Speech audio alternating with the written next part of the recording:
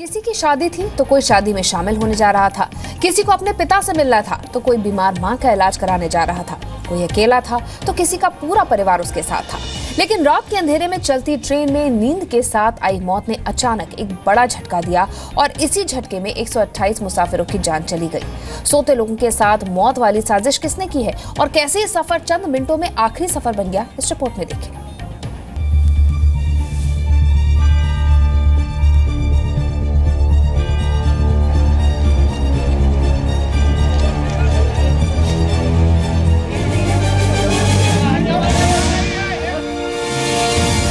मरना क्यों है मुसाफिर का नसीब?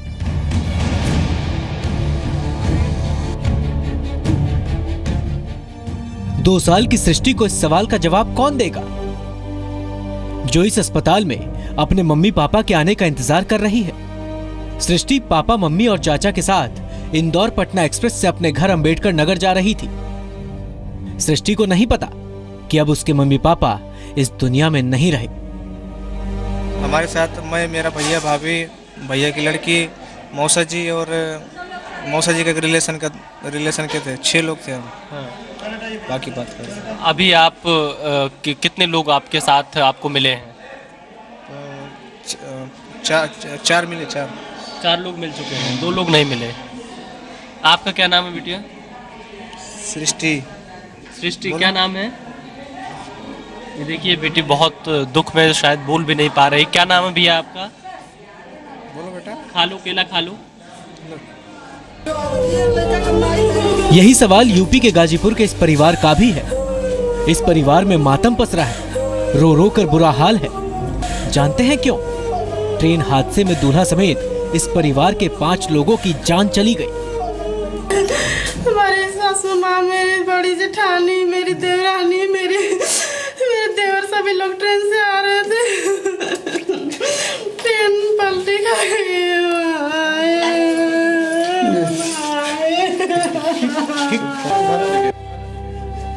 गाजीपुर के ब्राह्मणपुरा गांव के निवासी राकेश वर्मा की शादी 1 अप्रैल को होनी थी, जबकि तिलक का रस्म 26 नवंबर को था।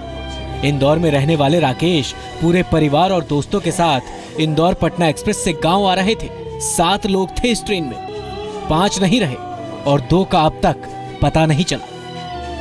सभी लोग इंदौर से आ रहे थे और सुबह हम लोग को फोन आया कि ट्रेन लग चुकी है और पूरे गांव में मातम छाई हुई है, सभी लोग रो रहे हैं। ये सवाल बिहार के सिवान के रहने वाले सुबोध सिंह का परिवार भी पूछ रहा है। क्यों ना पूछे। सुबोध अपनी पत्नी और 3 बेटियों के साथ इंदौर से पटना एक शादी समारोह में शामिल होने इसी इंदौर पटना एक्सप्रेस ट्रेन से जा रहे थे। लेकिन कानपुर से करीब 100 किलोमीटर दूर पुखराया में सुबह 3 बजे ट्रेन के 14 डिब्बे पटरी से उतर गए।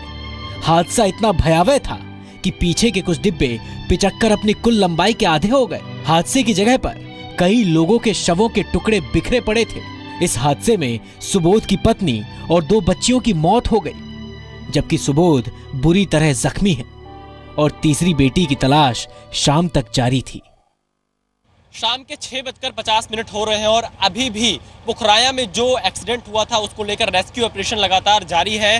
हालांकि दावा किया जा रहा है कि अधिकतर लोगों को निकाल लिया गया, लेकिन अभी भी कुछ लोगों के फंसे होने की आशंका जताई जा रही है। और आप देखिए तस्वीरों में किस तरीके से आर्मी के जवान बड़ी तादाद में यहाँ पर लगाए गए हैं। एक उनकी मशीन बुलाई गई है जिसके माध्यम से बोगियों को खींचा जा रहा है, क्योंकि जो रेलवे की क्रेन है वो पटरी ना होने की वजह से ज़्यादा काम नहीं कर पा रहे हैं। इसलिए आर्मी ने अपनी मशीन के जरिए S4 कोच को खींचा है। और इसके अलावा जो उसके बगल में B3 कोच था उसमें कुछ लोगों के फंसे होने की आशंका जताई जा रही थी। अब उसमें एक बार चेक किया जा रहा है कि कोई फंसा तो नहीं है। तो रेस्क्यू ऑपरेशन अभी लगातार जारी है। सुबह 3 बजे से रेस्क्यू ऑपरेशन शुरू हुआ है और यही सवाल देश के सिस्टम से जीवितेश के अपनों का भी है।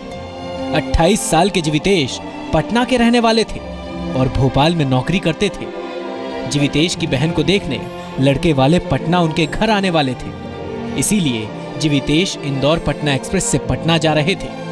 कल मुझे शाम को वो 4 बजे हमसे बात हुआ है कि मैं भैया ऐसा है कि मैं जा रहा हूँ घर पे, हमारी सिस्टर की लड़का देखने के लिए आने वाला है, तो वो लेकर मैं अर्जेंट में निकल रहा हूँ मैं। रेलवे के मुताबिक सबसे ज्यादा नुकसान S1 और S2 कोच में हुआ।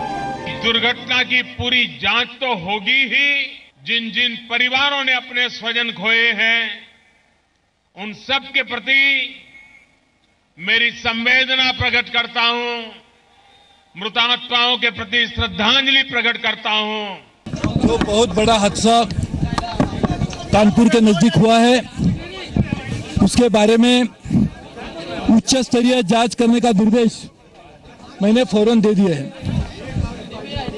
वो जांच चल रही है, उसके बाद में जो भी कार्रवाई की जाएगी वो करने की आवश्यकता को हम जरूर करेंगे।